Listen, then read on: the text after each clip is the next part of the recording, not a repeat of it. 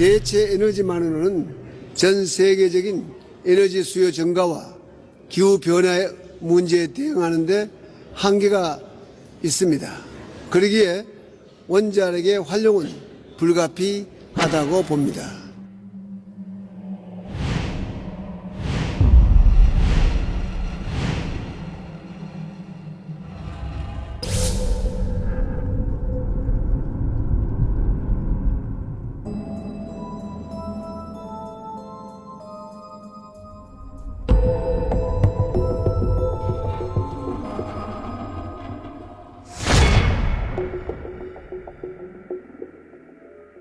원전 많은 나라, 즉 미국, 소련, 일본에서 사고 났잖아요. 일본이 4등인데 일본이 터졌잖아요. 한국이 5등입니다. 순서 됐어요.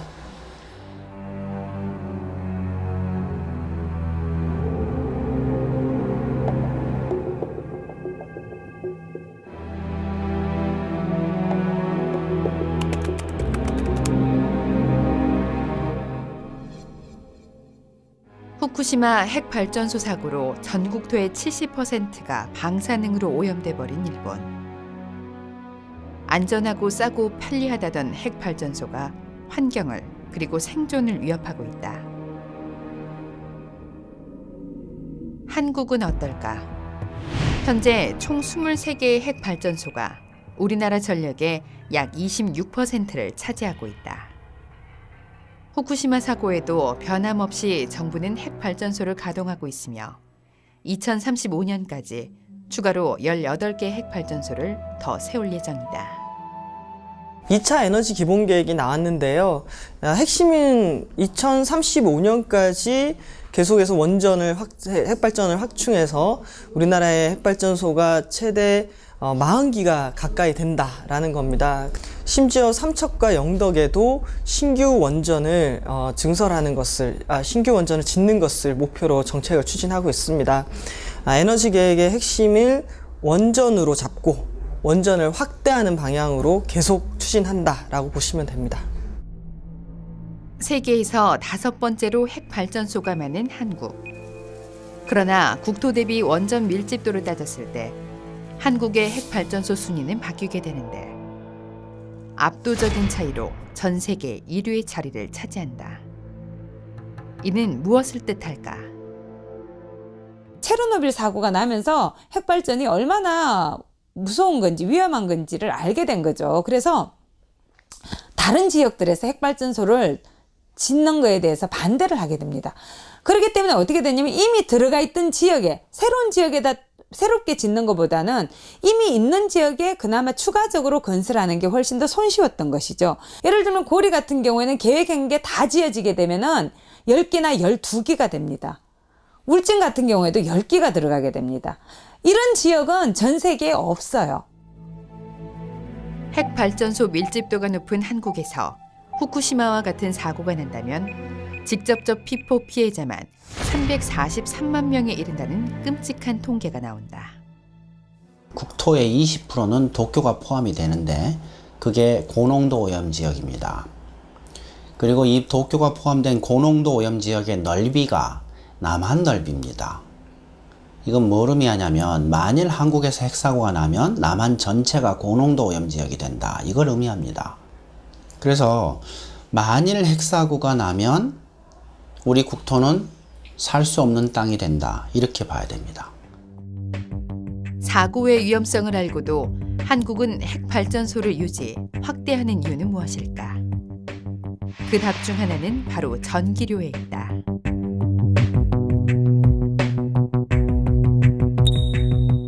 핵발전 같은 경우에는 이게 한번 장전을 해서 핵분열을 하게 되면 이 핵분열이 끝날 때까지 계속해서 운전을 해야 되는 것입니다.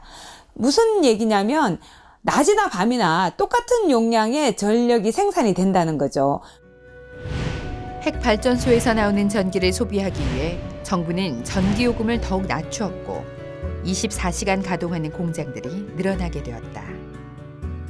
지금 현재 우리나라의 전기요금은 원가보다 이하예요.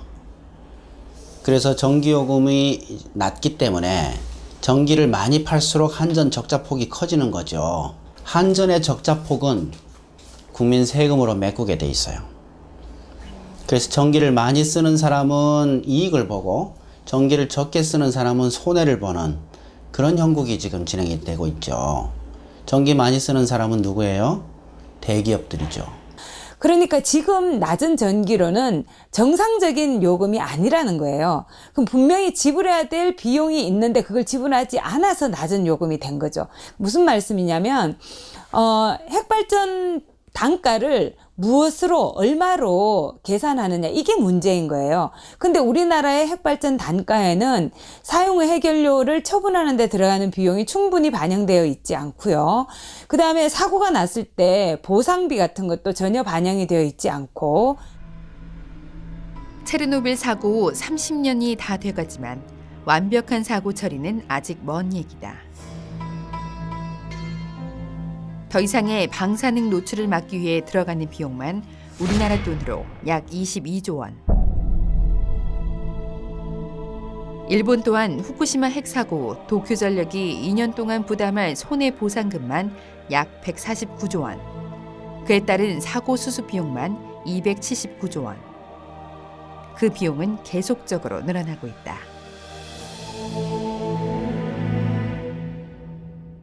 한국 또한 핵발전소 사고 수습 비용과 핵연료 폐기물 처리 비용을 포함해 올바르게 발전 단가를 책정한다면 핵발전소를 지금처럼 값싸게 이용할 수 있을까?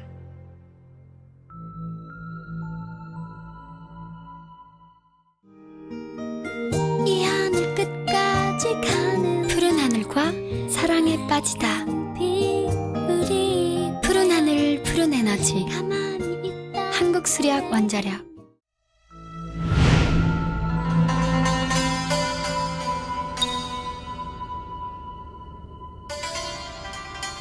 원자력 발전소를 하면은 거기서 핵 폐기물이 나옵니다.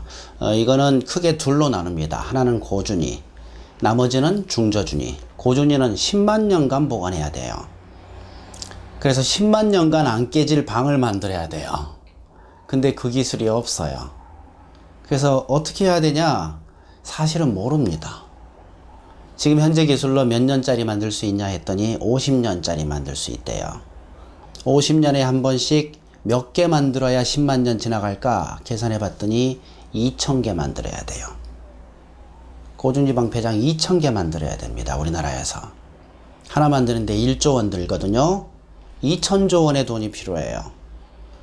핵쓰레기는 우리가 만들었잖아요. 우리 세대가. 그럼 그거 치울 돈도 우리가 남겨놔야 되잖아요. 그 돈 안 남겨놓습니다.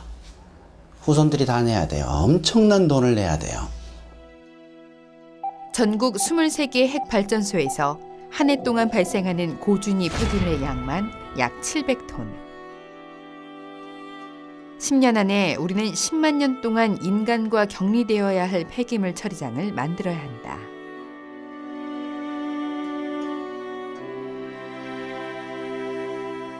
한 세대의 편리함으로 10만 년간 인간에게 공포가 될 쓰레기를 만들어내는 핵발전소.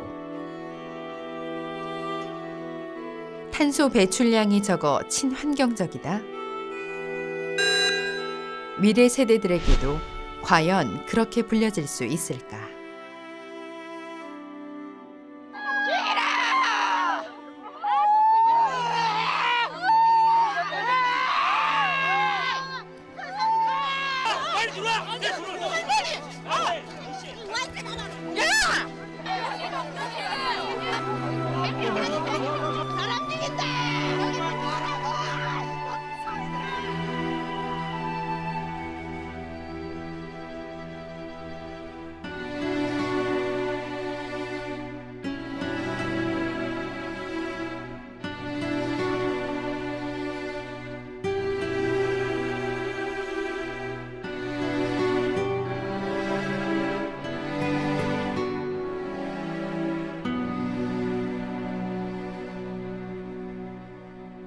생명이 하느님이 우리에게 맡겨주신 가장 큰 가치인데 내 자손만이 아니라 내 옆에 있는 사람들, 내 이웃들의 생명도 지켜야 하는 게 우리들의 소명이고요. 쓰레기가 독극물이어서 그 독극물로 인해서 다른 사람이 피해를 본다. 그러면 나한테 윤리적인 책임이 오는 거고 하느님은 그거를 책임을 물으실 겁니다. 우리한테. 핵 발전소를 유지하기 위해 저렴한 전기 이용료 책정, 그에 따른 무분별한 전기 과소비, 이를 충당하기 위해 또다시 늘어나는 핵 발전소, 그에 따른 무고한 희생이 계속되고 있다. 한국 교회는 이러한 핵 발전소로 일어난 아픈 이웃들의 슬픔을 함께하고 있다. 그러나 이들의 목소리가 좀 더 커지기 위해서는 근본적인 대책과 변화가 시급하다. 그것은 무엇일까? 후쿠시마 사고 후 단계적 탈핵을 다시금 선언한 독일. 메르켈 총리는 2022년까지 독일의 모든 핵 발전소를 폐쇄하기로 결정하였다. 한국처럼 전력의 3분의 1을 핵 발전소에서 충당한 원전 강국 독일이 핵 발전소를 대신해 선택한 것은 무엇일까? 그것은 바로 재생에너지다. 핵 대신 선택한 자연에너지 태양광과 풍력. 독일 정부는 2020년까지 전력의 35%를 재생에너지로 충당할 것을 계획했고 2050년에는 전력의 100%를 재생에너지로 만들어낼 것으로 예상하고 있다. 한국은 어떨까? 2012년을 기준으로 신재생에너지가 전체 발전량에 차지하는 비중은 1.6%. OECD 국가 가운데서 최저 수준이다. 물이 적고 산이 많은 지리적 특성으로 수력이나 풍력 등 재생에너지 이용이 쉽지 않아 핵 발전만이 유일한 대안이라고 말하고 있는 정부. 과연 그럴까? 그렇지 않습니다. 우리나라가 위도가 굉장히 그 일사량이 풍부한 곳에 있어요. 그래서 사실은 우리나라 국토의 2% 정도만 태양광으로 해도 우리가 필요한 에너지를 자급자족할 수 있다. 이런 분석 결과도 있습니다. 세계 핵발전소 강대국 프랑스. 전력의 80%를 핵발전에서 해결했던 프랑스가 2014년 10월 미래 세대를 위한 매우 중대한 결정을 내린다. 프랑스마저 탈핵으로 돌아선 지금 한국이 가야 할 길은 무엇일까?